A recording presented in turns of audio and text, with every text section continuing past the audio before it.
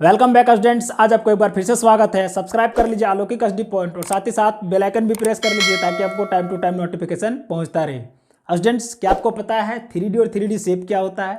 जी हाँ, 3D और 3D shape के बारे में ही आज मैं बताने वाला हूँ। अगर आपको 3D और 3D शेप के बारे में नहीं पता है तो 3D शेप पढ़ने से पहले आप 3D को जान लीजिए, तब आपको समझ में आएगा।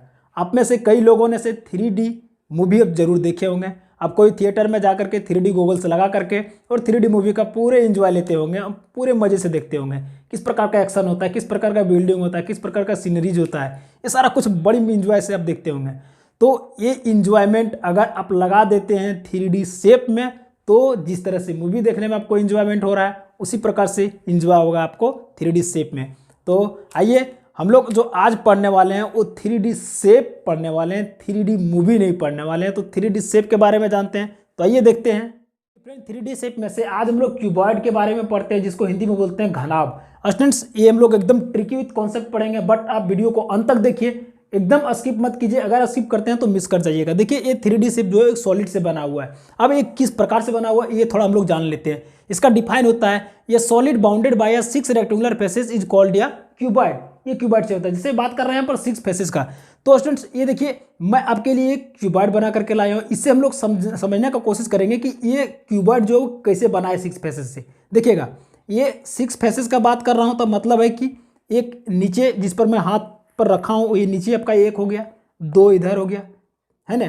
उसके बाद 3, 4, फिर एक इधर पीछे 5, एक इधर आपका सामने 6। तो 6 फेसेस से मिलकर ये आपका बना है क्यूबॉइड।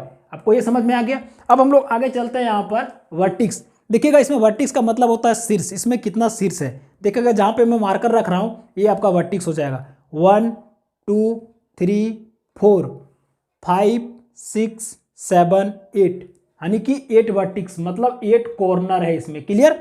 आपको ये समझ में आ गया। अब बात करते हैं एज का, यानी कि एज का मतलब क्या होता है? किनारा। किनारा का मतलब देखिए इसमें कितना किनारा है। येलो कलर का आपको 4 ठो दिख रहा होगा, 1 2 3 4, ये हो गया 4। रेड कलर का इधर आपको 4 ठो दिख रहा होगा, तो 4 उधर और 4 इधर, 8 और 4 इधर दिख रहा है, 12, यानी कि 12। आपका एज कितना हो गया? ये आपका 12 हो गया। अब बात करते हैं फेसेस का। फेसेस का मतलब होता है फलक, जो कि मैं पहले समझा चुका हूँ। देखिए इधर से बात करते हैं तो यहाँ पर आपका अगर हथेली पैर में रख रहा हूँ तो 1 2 3, एक नीचे 4, एक आपके सामने 5, एक मेरे सामने 6। तो ये आपका यहाँ पर फलक हो जाएगा 6। स्टूडेंट, अब हम लोग बात करते हैं फार्मूलाज का। फार्मूला में क्या होता है? LSA। LSA का मतलब होता है लेटरल सरफेस एरिया। अब देखिए, लेटरल सरफेस एरिया समझने के लिए आपको सबसे पहले एक रेक्टेंगल को समझना पड़ेगा। ये आपका क्या हो गया? एक रेक्टेंगल हो गया। रेक्टेंगल का पैरामीटर आपको जरूर ही मालूम होगा, क्या होता है? 2 × L+B होता है। अब हम यही बात कर रहे हैं कि यहाँ पर लिख दीजिए आप 2 × L+B। आपको इसमें कोई दिक्कत नहीं होना चाहिए, इसमें 2 × B लिख दिए। अब देखिए इसमें क्या होता है, वो रेक्टेंगल का बात किए, लेकिन आपका यहाँ पर बात हो रहा है क्यूबॉइड का। तो क्यूबॉइड में क्या होता है? हाइट भी होता है। तो आप इसमें हाइट से मल्टीप्लाई कर दीजिए, तो आपका ये लेटरल सरफेस एरिया का फॉर्मूला बन गया। समझ में आ गया आपका, है ना? तो ये समझ में आ गया। अब बात करते हैं टोटल सरफेस एरिया का। टोटल सरफेस एरिया में क्या होता है? देखिए, अगर हम लोग टोटल सरफेस एरिया का बात करेंगे तो जो फार्मूला आप ऊपर में लिखे हैं वही चीज़ आप इसमें भी लिख दीजिए, 2 × L+B × H। ये आपका लेटरल सरफेस। हम बात कर रहे हैं lateral surface. Lateral surface area का एक बार समझ लीजिएगा कि लेटरल सरफेस एरिया जो होता है, जैसे मैं हथेली पर रखा हूँ, ऊपर भी हथेली रख दिया तो ये दोनों ढक गया, तो वो उसको छोड़ करके बाकी जो बच रहा है चारों तरफ वो आपका लेटरल सरफेस एरिया हो गया, है ना। और अगर टोटल का बात किया जाए तो ये चारों तरफ जो है वो तो होगा ही, प्लस आपका नीचे भी हो जाएगा और ऊपर भी हो जाएगा। क्लियर? तो नीचे भी देखिए आपका रेक्टेंगुलर है, यानी कि L × B होता है।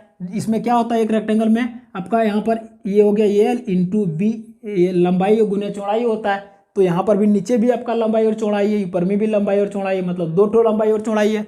तो इसका मतलब है कि आप 2L × B आप इसमें जोड़ दीजिए तो आपका टोटल बन गया। जैसे 4 ठो पहले आपका यहाँ पर था लेटरल, और आप 2 ठो और रेक्टेंगल इसमें L × B जोड़ दिए तो मतलब टोटल हो गया।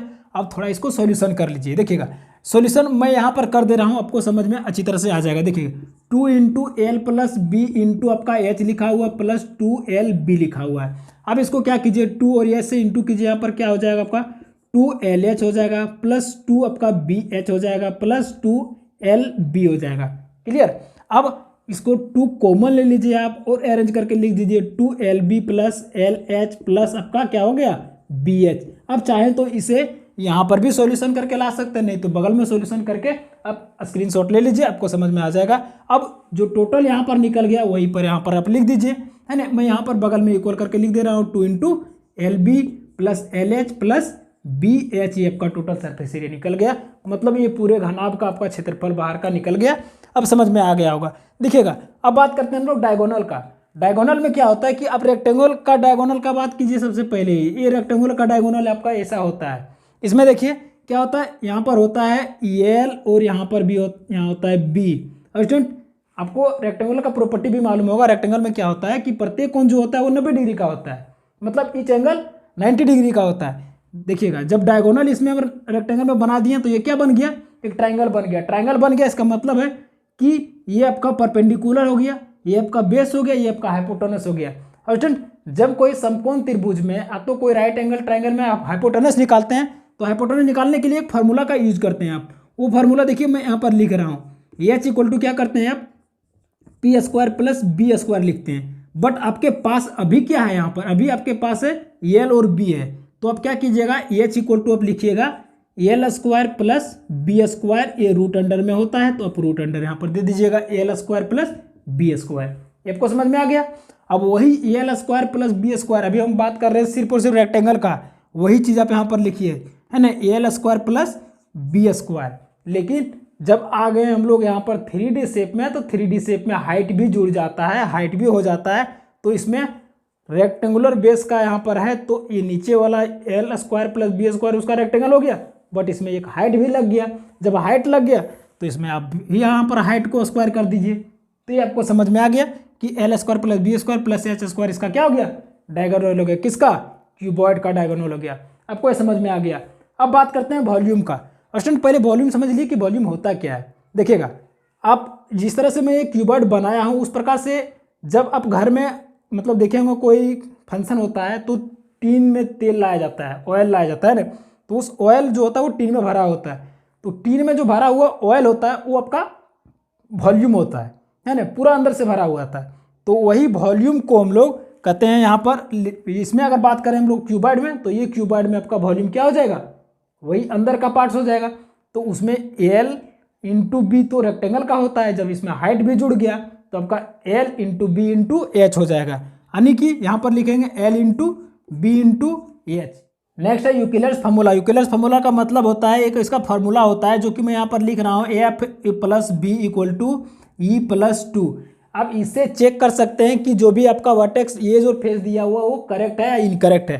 देखिएगा फेस आपका ऊपर में कितना दिया है 6 प्लस भी आपका 8 है ना, और ये जो आपका कितना दिया हुआ 12 प्लस 2। अब ये दोनों को जोड़ दीजिए 14 इक्वल टू आपका 14 आ गया, यानी कि LHS इक्वल टू RHS दोनों तरफ 14 आ गया। तो यानी कि ये मेरा जो भी यहाँ पर दिया हुआ वर्टेक्स ये जो फेसेस ये आपका करेक्ट है। तो स्टूडेंट इस प्रकार का क्वेश्चन कई बार एग्जाम में पूछा गया है, SSC बैंक रेलवे में भी पूछा गया है। तो आई होप आपको ये समझ में आ गया होगा, है ना।